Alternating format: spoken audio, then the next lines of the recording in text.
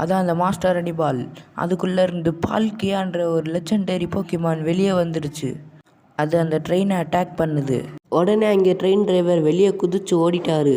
அந்த ட்ரெயினும் நின்றுச்சு. உடனே அந்த ட்ரெயினில் இருக்க எல்லாரும் வெளியே ஓடி போகிறாங்க. உடனே அந்த பால்கியா வாட்டர் பிளாஸ்ட் அப்படின்ற அட்டாக்கை யூஸ் பண்ணுது. நிறையா மக்கள் அந்த வாட்டர் பிளாஸ்டில் அடிபட்டு கீழே விழுந்து கிடக்குறாங்க. அந்த வாட்டர் பிளாஸ்ட் அட்டாக்கில் சூர்யாவும் அடிபட்டு கீழே விழுந்துட்டான்.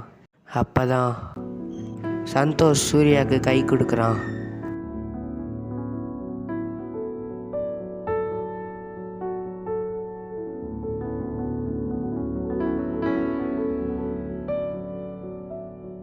உடனே பால்கியா அட்டாக் பண்ணுறதை நிறுத்திடுச்சு. எல்லாரும் ஸ்டேஷனை விட்டு வெளியே ஓடி போகிறாங்க. அந்த பால்கியாவும் அமைதியாக சூர்யாவை ஃபாலோ பண்ணுது. உடனே அது மறைஞ்சு போயிடுச்சு. அதாவது பால்கியா வேறு டைமென்ஷனுக்கு போயிடுச்சு. சரி வாங்க சீக்கிரம் போவோம் ஹாஸ்பிட்டலுக்கு, சூர்யாவுக்கு அடிபட்டிருக்குல்ல.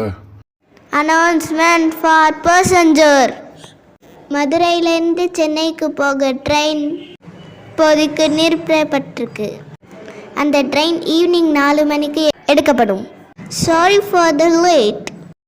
அப்புறம் ஆடின் வீட்டில் ஆடின் நியூஸ் பார்த்துக்கிட்டு இருக்கான்.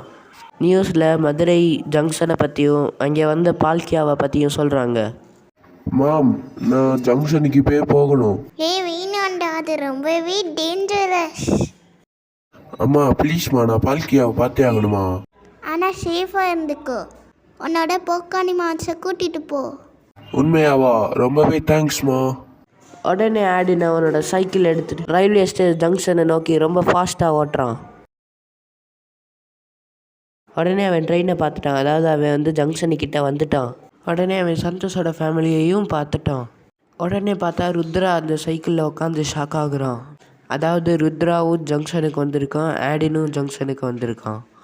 அப்படியே பார்த்தா சந்தோஷோட அப்பாவும் அங்கே வந்துட்டார். உடனே பால்கியாவும் வேறு டைமென்ஷன்லேருந்து அங்கே வந்துருச்சு. அப்பா வந்து சேர்ந்தாச்சு. ருத்ரா வந்துட்டான், ஆடின் வந்துட்டான், பால்கியாவும் வந்துருச்சு. இன்னும் யாரோ மிஸ் ஆகுறாங்களே.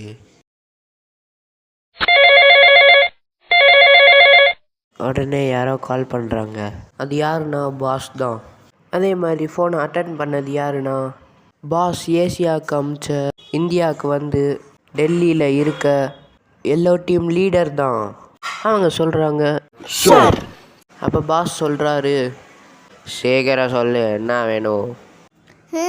அது எனக்கு வேணும் சார். நான் நிச்சயமாக அதை உங்களுக்கு கொடுக்குறேன். சீக்கிரம் மதுரை ஜங்ஷனுக்கு போங்க, எனக்கு பால்கியா வேணும். உடனே அவங்க டீம் எல்லோவில் இருக்க 3 பேர் ரொம்பவே ஃபாஸ்ட்டாக போகிறாங்க மதுரைக்கு. 3 பேர் ரொம்ப ஃபாஸ்ட்டாக போகிறாங்க. உடனே இங்கே ரயில்வே ஸ்டேஷனில் எல்லோரும் நிற்கிறாங்க. மெதுவாக பின்னாடியில் யாரோ பறந்து வராங்க 3 பேர். அவங்க தான் ரிச்சு வச்சு சச்சு த எல்லோ டீம். அவங்க 3 பேரும் ஜெட் பேக் மாதிரி ஏதோ போட்டிருக்காங்க. அதில் தான் அவங்க பறந்து வராங்க. ஓகே, எல்லோரும் ஒரே இடத்துல அசம்பிள் ஆயாச்சு. இந்த சீன் உங்களுக்கு ஞாபகம் இருக்கா? இதான் போக்கனிமான் ஃபர்ஸ்ட் லுக். உடனே டீம் எல்லோ சொல்கிறாங்க,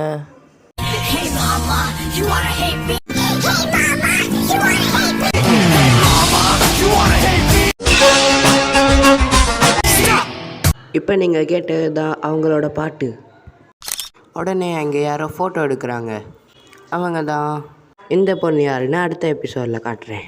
உடனே ஒரு போக்கி பால்லேருந்து ரைச்சு வருது. அதான் ரிச்சு தூக்கி போட்ட போக்கி பால்.